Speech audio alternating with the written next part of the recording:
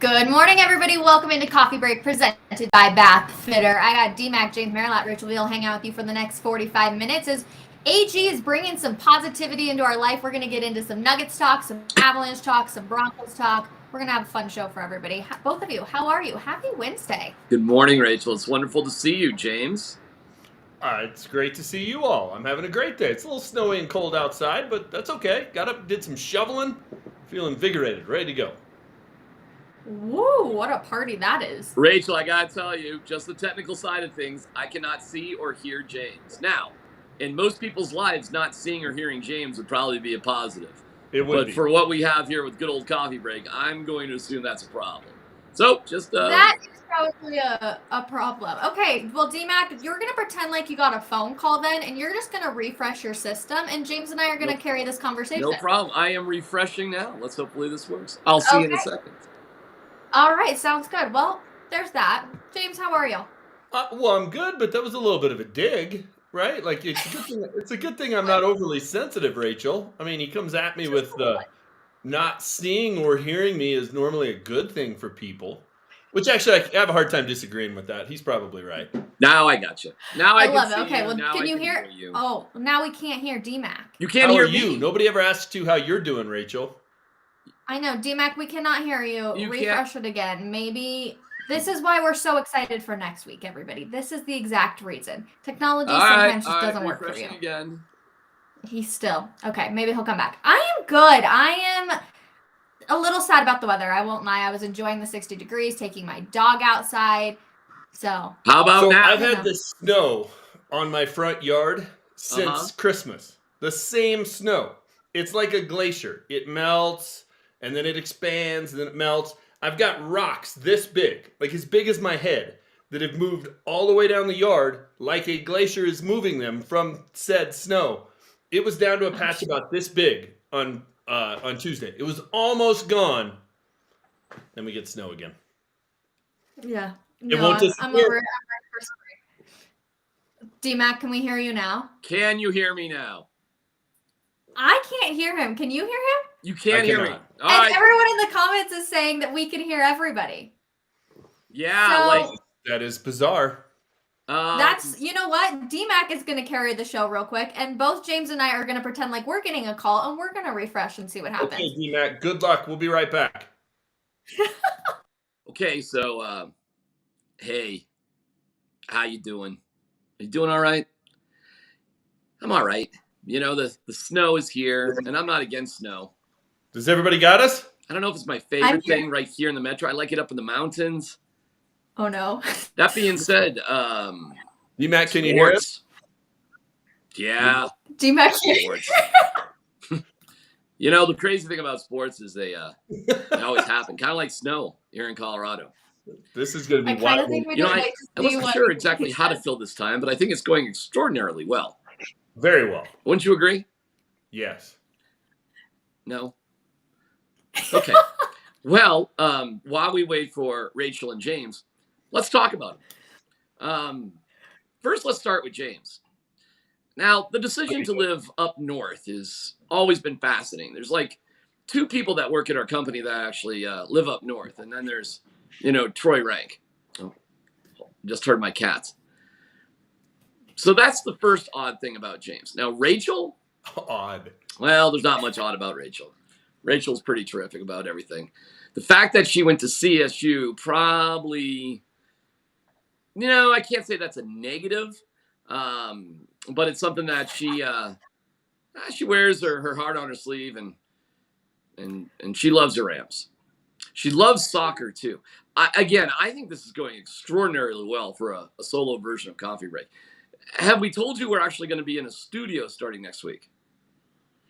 You know what's special about this, too, is the fact that we've been doing Coffee Break for like more than a year on the exact same devices on the exact same network. Oh, are we getting something? And yet we still have problems out of nowhere for whatever reason. Okay. I could just start. Rachel, let me open a package. I got a package from my father, and I have not opened it yet. Any guesses what my dad? I feel like I'm doing a version of like Blue's Clues or Dora the Explorer. But we're just gonna kick DMAC. Okay, here we go. I don't know what's happening. Technology, it never seems to work ever. But James, how are you? That was gonna be an interesting conversation, and I was a little scared what he was gonna open. Yeah, the unpacking there by DMAC was going to be good. I am weird that I live up north. No offense to the other people who live up here with me in Broomfield and Erie in that area, but that is weird. I'll give him that, given where I work. Yeah. No, I agree. Okay, well, everybody else in the comments, I appreciate the laughs because lots of people are laughing with us. So you never know what's going to happen. But let's get into this Aaron Gordon because he has been a winner. The Nuggets have been a winner in the Aaron Gordon trade and just the way he handles things. But obviously they got rid of RJ Hampton, the Magic. He ended up getting picked up. I don't remember where. But like this is just a true fact that Aaron Gordon and the Nuggets walked away winners in this situation, I personally believe. Yeah, I mean, if you go all the way back, coming out of the bubble, the Nuggets' number one offseason priority, according to everyone, was they needed to re-sign Jeremy Grant. And then that didn't get done. And for, we can debate the reasons, but he ends up going to Detroit. The team spin was he wanted a bigger role and they offered him the same amount of money. I call a little balderdash on that. It's like, well, yeah, you probably offered him the same amount of money at the end. But regardless, he left. So they had this void they had to fill. And they wound up doing it right before the trade deadline, getting Aaron Gordon from Orlando. It was an immediate hit. When they had all four of them, when they had Jokic, Jamal, MPJ, and Aaron Gordon, they won like 9 of their first 10 games. They were rolling along. Then Jamal Murray blows out his knee in Golden State, and everything kind of, I wouldn't say unravels, but it gets put on hold at that point. We haven't had a chance to really see, all right, what can that core group of 4 be? They're all back together this year, even though it's not for every single game. And here they are, the number 1 seed in the West. I think he's been fantastic. And look, I was critical of the Nuggets for not re-signing Jeremy Grant and getting that done. When you don't get done, priority number 1, when you fail to accomplish that, that is worthy of criticism. But, you can sit there and wallow in it, or you can figure out a way to fix it and patch it. And they more than did that. I don't know that they would be better with Jeremy Grant by any means. Did you see what AG had to say yesterday about not getting picked for the All-Star game? I did. I saw Jamal Murray talk about what a joke the game was. I did not see Aaron Gordon's comments. So Aaron Gordon, said how it was a mental thing and that there was something greater that he had to focus on. And obviously that's being a championship game, to not let not getting selected for it, affect him, and how he has mentally prepared and how he's mentally gotten better for being in the NBA. And I think that just that shows a lot of maturity coming from somebody who can admit and be like, you know what, I was really upset, but there's a greater end goal that I'm here for and that I want to win instead of just making the All-Star game. No, I mean, that's the right way to handle it. And Mike Evans has a great column at denversports.com this morning talking about not only how Aaron Gordon got snubbed, but how everybody from the Nuggets got snubbed at the All-Star game, right? It's no KCP or MPJ in the three-point contest. Aaron Gordon didn't participate in the dunk contest because he's not in the All-Star game. Jamal maybe should have been an All-Star. Like, you can make a bunch of arguments for a team that's 1 game away at the time, 1 game out of the best record in the entire league. They had 1 representative in terms of players in the entire game. And, Mike Evans' response to that is, and he ties back into the old movie Major League, which I guarantee you haven't seen, have you, Rachel? No. Okay. But I don't watch any movies. Everyone knows this about me. It ties back into the old movie Major League, where the owner wants the team to lose so she can have an excuse to relocate him from Cleveland to Miami. That's how old this movie is. To Miami. Okay. And when the players find out about it, their response is, well, we can do one of 2 things. We can either go along with it, or we can go win the whole bleeping thing.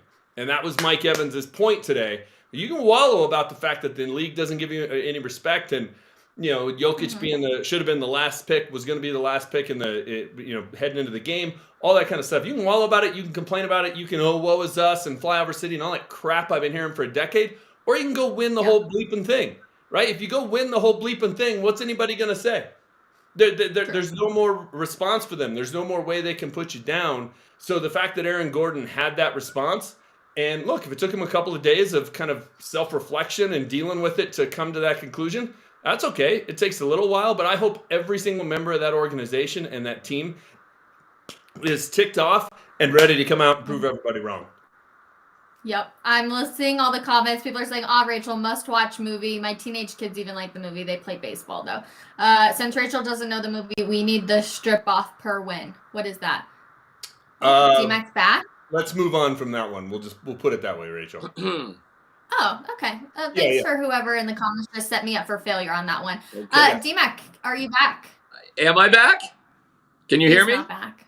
I But can see one him. of the other great scenes about that movie is the groundskeepers who have no idea who any of the players are on the roster because it's all these new guys that they put together trying to build the worst team in baseball. It's a little bit like being a Rockies fan. It is. Like, we're all going to go down there on opening day. We're going to look at that roster. And how many of the guys, unless you're just a diehard baseball fan, unless you're Jake Shapiro, how many of the guys are we all going to know?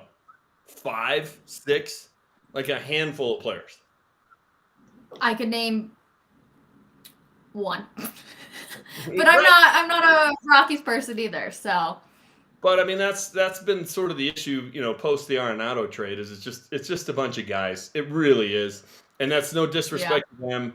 Brendan Rodgers is a fine player. Charlie Blackmon has been a great player in the history of the organization. But Kyle Freeland's a hometown kid. But it's just a bunch of guys. Okay, so I knew 3. Yeah. But I feel like I agree with, and then you can't forget Chris Bryant, although his back. We're getting into Rockets talk. We're going to stick on the Nuggets talk. Okay. Since we are coming back from the All-Star break, they play the Cavs tomorrow night. What do you want to see from this second half of the season as they approach the playoffs? Because obviously you are anti-sit anybody. We need to play every single night. Yeah, I hate load management. I think you need to be a competitor. Mm-hmm. I think there's a lack of competitiveness in the NBA amongst players, and it leads to load management. It leads to what we saw in the All-Star game. It's just, to me, it's a bunch of guys, and I get it. I'm going to sound like the old guy yelling at the clouds, but it's a bunch of guys that are more concerned with being superstars and having an Instagram following and all that kind of stuff as opposed to winning and going out and competing and being the best. So I think that's my issue. What I want to see from the Nuggets, look out the front window. Stop looking in the rearview mirror. Nobody's worried about Memphis, Sacramento, Dallas, whoever may be gaining on you. They're not going to make up that much ground unless you collapse. Look at the Boston Celtics. Keep an eye out the side mirror, side windows on the Milwaukee Bucks. Go get the number 1 record in the entire league so you have home court advantage all the way through the parade downtown when you win the NBA Finals. That should be the goal. Go out there and seize it. Stop ducking expectations. Stop being worried of, we may fail. Nope. Set the bar as high as possible. And the second half of the season, which is really the second or the final third of the season, go out there and that is the mission. Be on a mission to go win the first championship in the history of this organization. So I've got a question. What if they do win and it's because everybody was so well rested and so healthy? I don't know that we'll be able to say that that's why. But if they get to the playoffs and they're healthy, right? If they get to the playoffs and they're healthy and they roll through the playoffs and they win it, then I can't say what they did was wrong, right? We can't say it's right, but I certainly can't say it's wrong because it worked. So then next year do the same thing, but there's no way of proving that if they'd all played all 82 games, they wouldn't have wound up in the same thing. We have no idea. But I'll be the first one to admit, hey, it didn't bite them. So that I think is the fair way to look at it. And listen, it's like the Avs last year with Jared Bednar and Nazem Kadri, 2 guys that I think it was fair to have questions about heading into that postseason run. It's a head coach who 3 different times has gotten bounced in the second round. 2 of those 3 times he had the best team in hockey. They were the favorite to win the cup, and they couldn't get out of the second round. Can he get them over the hump? Fair question. Nazem Kadri, really, really good player, but always does something to hurt his team in the postseason by doing something silly and getting booted. We saw it the year before. Could he avoid that, and could he help his team? He did. To me, he was one of the catalysts. He was the heart and soul of that team. So, listen, asking questions about people before they are able to show you that they can do it is not a bad thing. Questioning whether or not the Nuggets are doing the right thing with load management, I don't think it's a bad thing. But believe me, if I get evidence that it wasn't wrong, I'll quit harping on it. I will. I'm just not convinced that's the right way to prepare. We got another comment that says, is James talking positively about the Nuggets? Nice. James can talk positive. You just have to be able to prove that you are a winning team to be able to get James to talk positively about you. Yeah, go do something. I'm not a cheerleader. They don't give me pom-poms. The Broncos don't give me white chaps. to go down there and be a cheerleader on the sidelines. All right. Well, let's move on to the Avs because you did bring up Nazem Kadri, and I think they are missing him. But man, this Cale Makar stuff is just seeming like getting messy. I don't know about you, James, but like let's go in hot water because the NHL looks really bad. You know, the people that kind of have to pay attention to how heads move and, you know, getting hit and such, this looks really bad. And then Jared Bednar, too, really didn't help his case yesterday either by just saying, let's face it, when he was talking about this Cale Makar stuff and, you know, how he got hit and how it was all handled. It's just not looking good. No, it's a bad look all around. And look, it's – and I heard Stink and Mike talking about this morning, and, you know, some of the texters were saying, hey, it's on the athletes. They got to protect themselves. They got to make sure that they're taking care of number one. And I, to some extent, understand that mentality of like, I am all about personal accountability. Like, nobody's going to look out for you quite like you're going to look out for you. I get that. But these guys are such competitors. They're going to want to go back in the game no matter what. That's what we want, right? It's what we're griping about with the NBA is that they'll just check out for a game or play an all-star game and not care. So we hate the lack of competitiveness there. We can't expect in other sports for them to just shut it off and to not go out on the ice, especially, I mean, hockey and football are just, they're different animals. The people who go out there and, you know, it's hockey players that will go in the back, have 4 teeth removed and come back out and play in the third period. Like, that's just, you're wired different, so you're not going to take yourself out of the game. It's on the team, it's on the league to keep track of this. I usually am I'm pretty forgiving of the fact that sometimes you just miss it, right? And concussions are quirky where you may not see the symptoms right away, right? You may hit your head, you look at the player, and 15 minutes later they seem kind of fine, and an hour later they're not. So they're all different. It's a little bit hard to diagnose. I get it. But in this instance, he had just come back from a concussion 10 days before. So to say, well, he got hit in the nose, we thought it was just that. It's like, come on. He got hit in the face to the point where he had to go back in the dressing room 10 days after a concussion. Last time I checked, the nose is on the head. To not be able to put that together is fairly inexcusable, and somebody has to have a better explanation. I just, what we heard out of Jared Bednar yesterday just wasn't good enough. If it was the lone time, hey, we thought he got hit in the nose, and then it turned out to be a concussion, I'll buy that. I get that. Nobody's perfect. Diagnosing him is not easy, but 10 days after you just had a concussion, come on, connect some dots here, guys. And I think that's too really where the point's kind of made is it wasn't the first one because that can happen all the time. Okay, can we hear DMAC? This is the last time. Otherwise, I'm just going to give him the day off, and I don't think we're going to. Can you hear me? I can't see him. I can't hear him. Oh my God. I know. I don't know what's going on, DMAC. We obviously always love having you, so this makes me so sad, but we're going to give him the morning off. He gets to go do whatever he wants. Enjoy the snow day. Everybody else, I'm so sorry. Because, yeah, we obviously love having DMAC. I don't know why. Who knows? Oh, well. We'll just have to deal with it. But back to the Makar thing. I think that kind of is the point of it was the second one that really made everybody be like, what the heck is going on? Because anytime, especially, how many concussions have you had in your lifetime, if any, James? That I know of, one. Okay. Great story. So I was a swimmer. You want to hear a boring story from my childhood? I would love to. It was prior to a baseball game. We're warming up. I'm playing second base. I'm taking grounders. Guy in the outfield, Joe Sinka, thanks, Joe, decides he's just going to throw the ball in. I'm not looking for it. Nobody's looking for it. I'm literally standing there waiting to field grounders, get hit right in the back of the head with the baseball. Concussion, I missed the game and was out for a while. Sorry to call you out, but you're the one who threw the ball, so. Oh, my gosh. Yeah, no. So I played basketball. I never got one. I got hit in the nose when I was a kid, so that made me sad. I played soccer, and I got hit in the face. No concussions, though. And then I was a swimmer for, like, the majority of my life, so I've never had to deal with really any sort of concussions. But I do know that, like you said, like, you can be totally fine, and then you can, like, sit down, and all of a sudden you feel the symptoms of them. So it is kind of scary. Yeah, no doubt. No doubt. And, you know, that's the only one I know of. But having played football and just, you know, having an older brother who beat the heck out of me all the time. Did I have other ones? Maybe. I don't know. I think based on some of my commentary and columns, probably. I probably had a couple.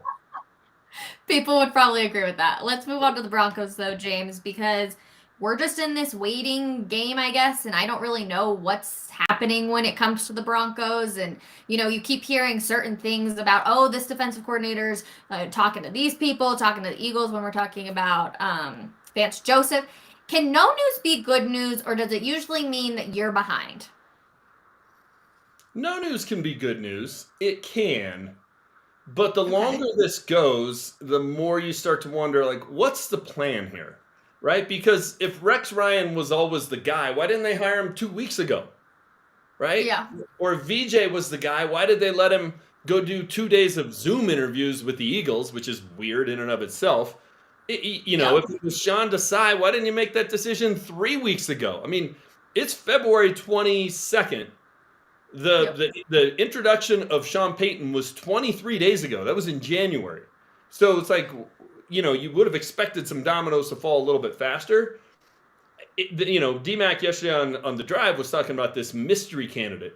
I'm not buying that there's a mystery candidate. We heard that with like Sean Payton in the head coaching position. So I don't believe that for a second either. You know what that is? That is CYA. If none of these people turn out to be the answer, right? They either you don't want them or they don't want you or a combination of both, and you have to go to somebody else that we haven't heard of, it becomes the mystery candidate that was there all along. He was our plan all along. That's of course what we were going to do. We just kept it quiet. No. I'm not buying that. If that mystery candidate was your number one choice all along, you'd have hired them 3 weeks ago. So something is making it take this long. Now, it could be they're really trying to get a feel of, hey, Rex, do you want to do this? You haven't coached in, 5-6 years here. You've had a pretty cushy TV gig. Do you really want to get back in this and have the grind and have the pressure and put in the hours and, be an assistant coach, be a defensive coordinator after you'd been a head coach for so long? Do you really want to do this? And that probably takes some time to sort of him to feel it out, him to think about it, Sean Payton to feel it out and to think about it and make sure there's a match. Okay, I'll buy that. But short of that, what is the explanation for this taking 23 days and counting? What's the explanation? The way I'm looking at it is the Broncos aren't the top spot, which is for Broncos country, that hurts, right? You want to be the top organization that everybody wants to go to, but it seems like we're kind of learning that. I know we're covering it up and saying, who's the new Texans head coach? His name is blanking me right now. DeMeco Ryans, thank you. I think that he was their first choice. We saw that story get leaked. He ended up wanting to go to Texans. The Broncos weren't number one in this position. I think that the Broncos aren't number one for some of these guys, and the number one candidate that they actually wants to make sure he can test the waters and see what else is out there. Then it would be VJ, right? Because he's the only one that we've heard is interviewing somewhere else.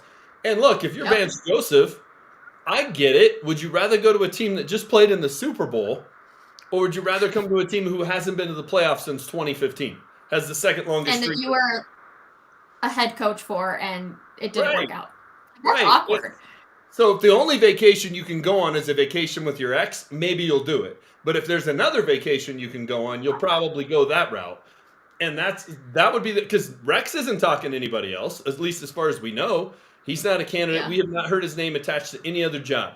Sean Desai, we haven't heard attached to any other job. Chris Richard, we haven't heard attached to any other job. So you very well might be right. If that's their number one option and they're waiting for an answer from him before the domino falls. But at some point, you just sit around and wait for the phone to ring and hope he or she calls you back, or you just like, you know what? Time to go to the bar. Let's see who else we can meet. I think it's time for the Broncos to go to the bar. Who's your number one? Rex. And it's 100%? Not even close. Not even close. I mean, there's two concerns with Rex. The time off of, hey, are you going to be able to get that going again, right? Once you shut it off, that's tough.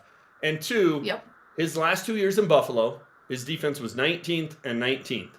And Cecil Lammey has talked to a bunch of people in Buffalo, and they've said, hey, Rex was putting in banker's hours, and, Rex was just being Rex. He wasn't putting in the work. That's a concern. The 10 years prior to that, as a DC and a head coach, he had 9 out of those 10 years of top 10 defense. The only time he was out of it was 11th. Had 5 years where he was in the top 5 or 6. So the resume is there.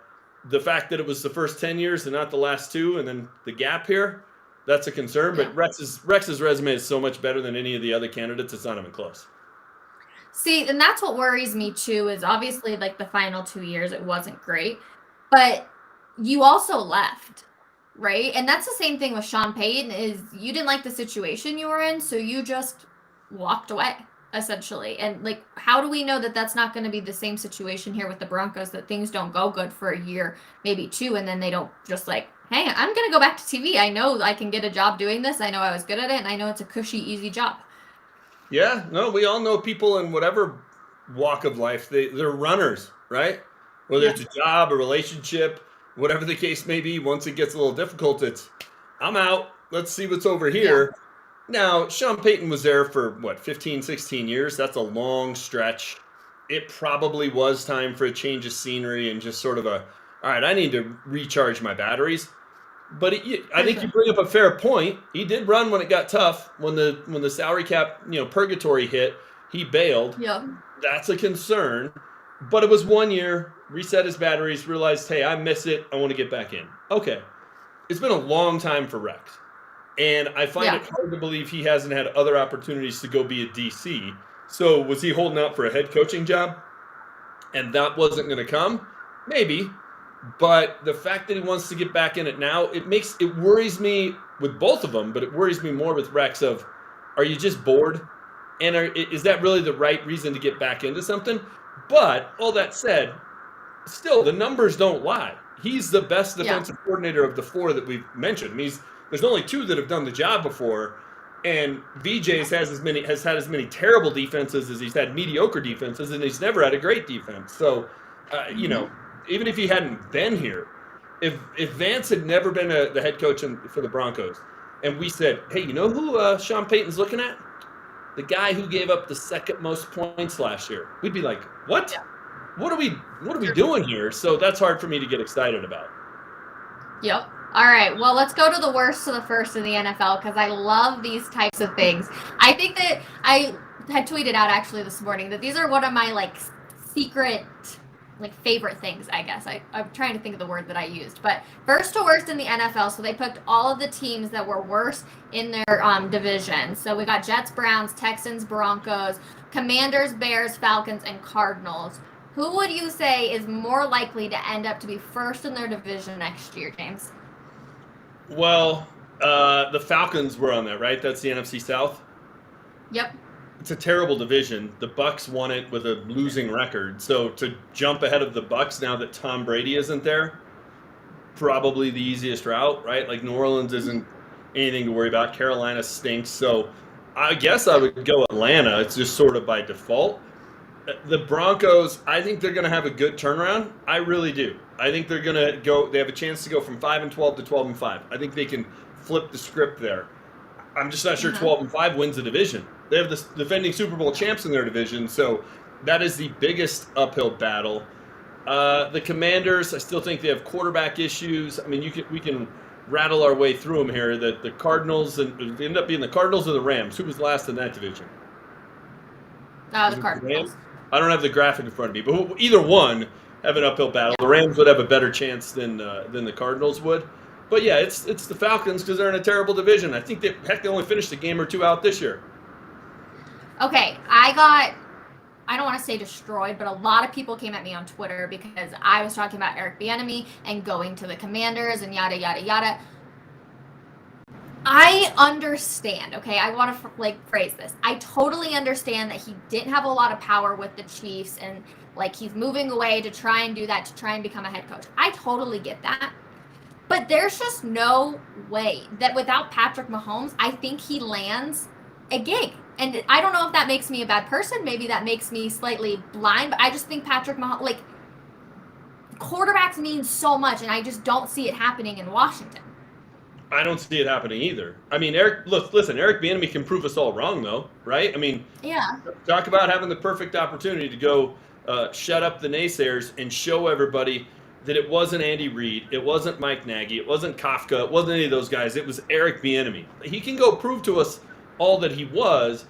But listen, there's a reason why Eric Bieniemy hasn't gotten a head coaching job, right? Mm-hmm. There's a reason why, had Andy Reid retired after the Super Bowl, Eric Bieniemy wasn't getting that job. He wasn't. Yeah. So it's okay, well, if the team he's working for isn't going to promote him, then that's a pretty big red flag. And, I know there'll be people who will cry, different things about it. But the fact of the matter is, I mean, when he was at CU as the assistant head coach with John Embry, it was a mess. They went 1-11. It was a total debacle. Yep. He's had confrontations, including one in halftime of the AFC title game a year ago with Patrick Mahomes, and that team went from they had what, like a 21-3 lead at halftime. Should have been 28-3 when they got stopped at the 1 yard line. 28-3 at halftime in the AFC title game to losing and the Bengals going. Those kind of things, when you take a team that's 30 minutes away from going to the Super Bowl, have an altercation in the tunnel, and that leads to your team unraveling and you miss out on going, those things, people hold them against you. They just do. But listen, I'm glad he left and went to Washington, because now he can answer the question. He can prove us all wrong or prove us all right. And that's the beauty of it. So we're fixing to find out. It's a little bit like the Russell Wilson debate. Was it Hackett or was it Wilson? We're going to find out in 2023. That's the beauty of it. I guess I just look at the Eric Bieniemy thing, and maybe I look at this same with Bones Highland. All you want to do in your career really is win championships, and like when you're doing that, I don't see the point in walking away, but I also see the other side of it, right? Of like, hey, I want to be a head coach in this league at some point. But again, there's a reason it's not happening, and I don't think a lot of people are blind to that reason. Like the NFL is a small business. Despite it having a lot of employees, it's a very small business. So, but it's the same thing for Bones. I'm like, yeah, Bones, you want to have more playing time, but you're also a part of a team that literally could win a championship this year. So why are you going to stir up anything? Like, just play your role for the time being and get the ring, because so many players who never did would kill for that opportunity. I don't disagree with what you're saying. I do think, though, if you're ambitious and you feel like there's a ceiling and it's preventing you from going any higher, you're going to want to try and figure out a way around that, right? And so if you're Bones, yeah, you want to win a championship, but you don't think you should be playing, a handful of minutes a night, and some nights not getting on the court, and you're frustrated by that. Or if you're Eric Bieniemy, yeah, you've been to 5 straight AFC title games. You were this close to going to 5 straight Super Bowls. A penalty against the Patriots and the unraveling in the second half against the Bengals, or they go to 5 consecutive Super Bowls. It's like you've been there, done that. Like at some point, the next thing is to be a head coach, and you're not going to get there from what you've done in Kansas City. Clearly, because they're either going to say it's all Andy Reid or it's all Patrick Mahomes. Two things that are not unfair to say, right? To say, hey, look at Andy Reid. He went to 5 NFC title games with the Eagles, 5 now with the Chiefs. Like, it's him. Or it's Patrick Mahomes, who in 5 seasons has been to 5 AFC title games, 3 Super Bowls, 2 Super Bowl MVPs, 2 regular season MVPs. Like, who couldn't coach that guy? Yeah. Mike Nagy looked great with that guy and goes to Chicago and was a disaster. So it's probably the only thing Eric Bieniemy could do, in all honesty. Plus, if you were in your job, not your current job, but a job, Rachel, and you were number 2, and you knew number 1 had to retire, get hit by a bus, decide, do whatever for you to get to that spot, then you find out from corporate that even if he does get hit by a bus, you ain't getting the gig. Why on earth would you stay? That's fair. And he's already won the ring, so right. I guess that's fair. You probably don't like your job either that much if you know all of those things. Okay, I could see. I get why you would leave. It would be tough to continually have a good attitude. The Bieniemy situation is different than Bones, because Bieniemy's been at it for a long time. He's in his 50s. He's already won 2 Super Bowls. Like, would it be nice to win a 3rd as an assistant? Sure, but you kind of been there, done that. Like, Bones is a young player. He's got a ton of career in front of him. A chance to win a title and be a part of that, and everybody wanting to tap into the championship mojo. We see it in every sport. Your value is only going to go up here in Denver or elsewhere. So, I think that's a different scenario. But, and I don't mean this as a knock at all, because I was the same exact way. Young people tend to be impatient, right? When you're 22 years old, waiting a year or 2, that's like waiting for Christmas. How long did it take for Christmas to roll around every year? It took forever. So I get it with both of them. I'm not necessarily excusing Bones or saying Bieniemy, did the right thing, although I probably think he did. But I understand where both of them are coming from. Okay, I can see it. Now that we've talked through this, James, I can definitely see both sides of it a little more clearly. I'm just thinking about like, what do so many people want? And they want championships. So I get it. People are saying the Bears. The Bears are going to be the team out of that list to be able to make it to first or to be the best in the division. Well, can Justin Fields actually do it? Justin Fields is the least of their problems. I think they have the right quarterback to be successful. I think they actually did a nice job of putting him to use this year and saying, hey, this is what the guy does well. Let's let him run around some. We'll also hit with big plays, kind of like what the Bills did with Josh Allen early in his career. I don't dislike the Bear one for a couple of reasons. One, while I think the Broncos are a team that's going to take a big step forward because of all those one-score losses, the Vikings are going to take a big step back. They won 11 games. They were 11-0 in one-score games. They gave up more points than they scored, and they went 13-4. Like, that doesn't add up. So they're going to come back to the pack. But it's not just Minnesota that they got to jump over. They got to jump over a Detroit team that was playing as good as anybody in football at the end of the year. And they got to jump over a Packer team that last time I checked, at least for now, still had Aaron Rodgers on it. So I don't dislike the Bears as a team that's going to be better. But are they going to go from the number 1 overall pick to the NFC North champs? That's a stretch for me. That's a leap. Could you even do one day, 24 hours in complete darkness? Complete darkness? I'm pretty sure. Like, he's living in complete darkness. Like, there may be a little bit of light, but I think it's mainly darkness. 24 hours? Come on, 24 hours. I could do that. I don't even think I could go 2 hours. In total darkness? Just sleep. Okay, so I could do the sleep. But if I had to be awake, I don't think I could do 2 hours. Just sitting in a dark room with nothing? I'm a little like, what are you going to do? I'm a lot. Am I going to, like, braid my hair? Oh, yeah. You could do a mock episode of Coffee Break. Just kind of talk to yourself. Be fantastic. You'd ask yourself questions. Act like Jake's throwing up graphics. Be all kinds of fun. Yeah, there is zero chance I could do that. Nope. I'm not sitting in darkness at all. There is no way that is happening. All right. You'd be like, I don't know DMAC. It's the best show ever. That's what you'd end up saying. I was going to say, well, we do miss DMAC today. I can't even talk now. We do miss DMAC. There we go. So it was a bummer we couldn't get him. I don't know what the heck happened, but this is a good thing. Like DMAC said, big things are coming next week, so definitely stay tuned for it. But James, as always, an absolute pleasure having you on. Thanks for rolling with the punches today. Hey, you and I just getting a chit. Sometimes everything doesn't go perfectly. That doesn't mean you can't have a great show. It was a ton of fun. Exactly. And we always get to have the wonderful comments from everybody tuning in. Lots of people chiming in with their opinions, and we love seeing it. So as always, thank you guys so much.